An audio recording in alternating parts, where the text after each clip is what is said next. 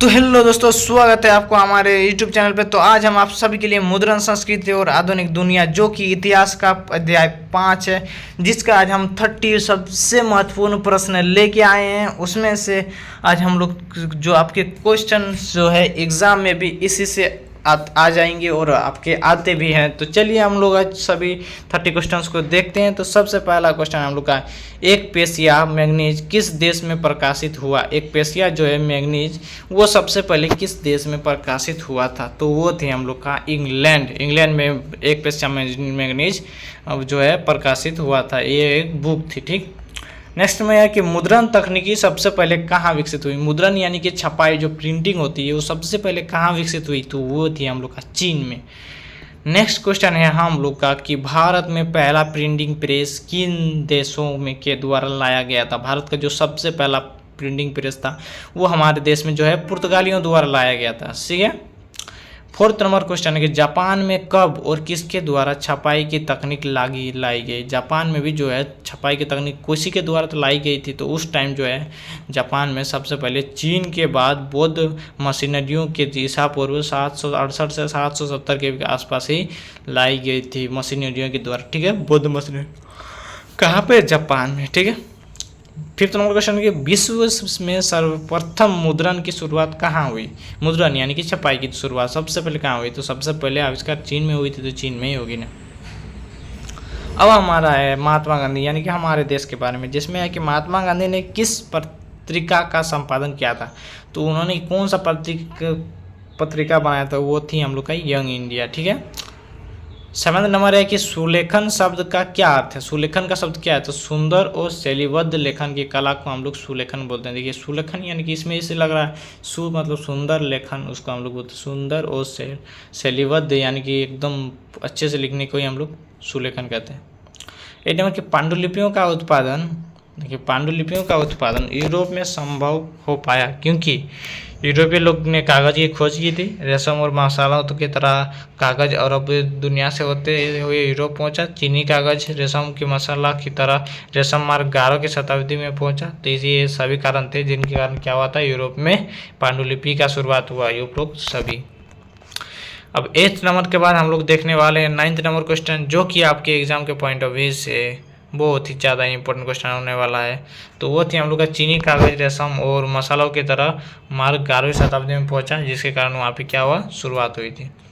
9th number में है printing press का आविष्कार किसने किया था। तो वो थे हम लोग के गुटेनबर्ग, जिन्होंने प्रिंटिंग प्रेस का आविष्कार किया था। इसको जरूर से ज़रूर याद रख लीजिएगा क्योंकि ये गुटेनबर्ग महाराज आपके एग्जाम में बहुत ही काम आने वाले हैं। ये आपके प्रश्न को उत्तर देने वाले हैं और इन्हीं के कारण आपके मार्क्स भी बढ़ने वाले हैं, तो आप इसको याद रख लीजिएगा। नेक्स्ट नंबर है कि कॉम्पोजिटर शब्द का क्या आता है। कॉम्पोजिटर तो वह व्यक्ति जो मुद्रण के लिए पाठ की रचना करता है, उसको हम लोग कॉम्पोजिटर कहते हैं, ठीक है। निम्न में से गुलामगिरी के लेखक कौन थे। देखिए गुलामगिरी पुस्तक बनाई गई थी, उसके लेखक कौन थे, ज्योतिबा फूले। आप सभी को जानते ही होंगे, ज्योतिबा फूले थी।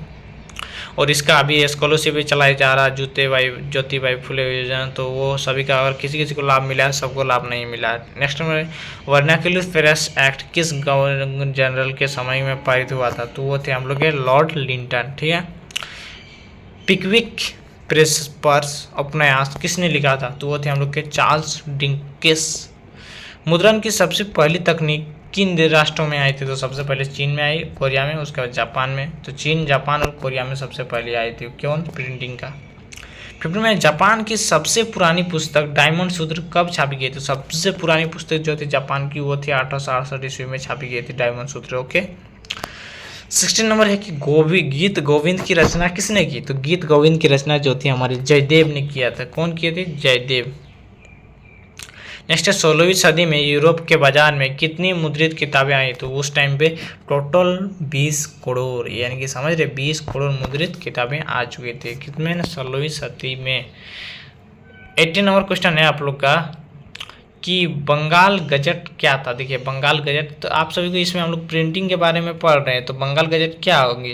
तो ये भी एक तरह का प्रिंटिंग, ये कोई चीज़ का होगा। तो इसमें ऑप्शन है कि एक साप्ताहिक पत्रिका जो पहली बार एक भारतीय द्वारा संपादित किया गया 1780 में, जेम्स हेकी के द्वारा संपादित एक साप्ताहिक अंग्रेजी पत्रिका, राजा राम मोहन राय द्वारा पहली अंग्रेजी पत्रिका, या फिर 1980 में जिम सेकी के द्वारा संपादित एक साप्ताहिक पत्रिका, जिसे सभी के लिए वाणिज्यिक पत्र के रूप में वर्णित किया गया, जो किसी से प्रभावित नहीं था। तो ये इसी को हम लोग बोलते हैं, इसी का जो है बंगाल गजट कहा जाता है। ठीक है, 1780 में जो जिम सेकी द्वारा संपादित एक साप्ताहिक पत्रिका थी।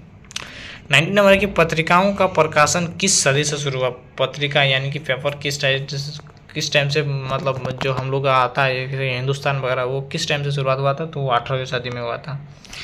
20 में भारत में प्रकाशित होने वाला पहला साप्ताहिक पत्र क्या था? तो वो थी हम लोग का बंगाल गजट, जो अभी हमने देखा। 1878 के वर्नाक्युलर प्रेस एक्ट को प्रत्यारोपित किया गया, तो वो थी आयरिश प्रेस कानून के कारण उसको प्रत्यारोपित किया गया था, वहीं से देख के। निम्न में से कौन एक प्रमुख विचारक था जिसने लेखन के बारे में कहा जाता है कि उसने फ्रांस में एक क्रांति के लिए स्थितियाँ बनाई? तो वो थे हम लोग के Louis Sebastian Marseille. 23 number question है, प्रिंट का विकास सबसे पहले कहाँ से शुरुआत हुई? प्रिंट का जो है विकास सबसे पहले कहाँ से शुरुआत हुई? तो वो थी हम लोग भारत से। कहाँ से शुरुआत हुई? भारत जिंदाबाद। उसके बाद है कि जापान के सबसे पुरानी मुद्रित पुस्तक का क्या नाम है? तो वो था हम लोग का डायमंड सूट। अभी हमने बताया 1868 के टाइम पे ये मुद्रित हो गई थी, जापान की सबसे पहली पुस्तक।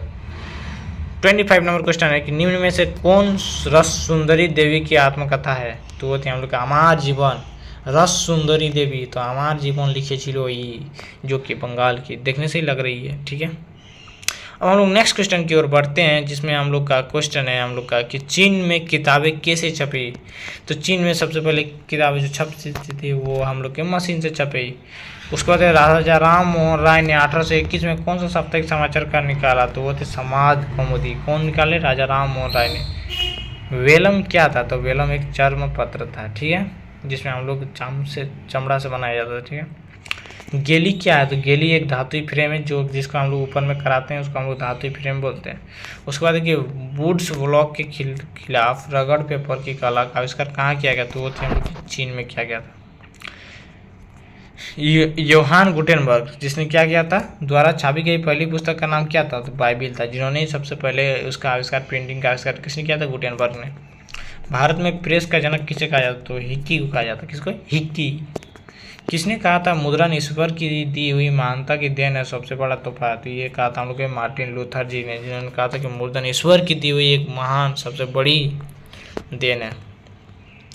किसने कहा था छापाखाना प्रगति का सबसे ताकतवर औजार है, इससे बने रही जनमत की आंधी से निरंकुशवाद उड़ जाएगा? तो वो थी लुई सेबेस्तियन मार्सेई। ठीक है, तो यही हमारा अंतिम क्वेश्चन था। जो इनमें से आप सभी को कौन सा क्वेश्चन जो है सबसे ज़्यादा इम्पोर्टेंस लग रहा है, उसको जरूर याद कर लीजिएगा।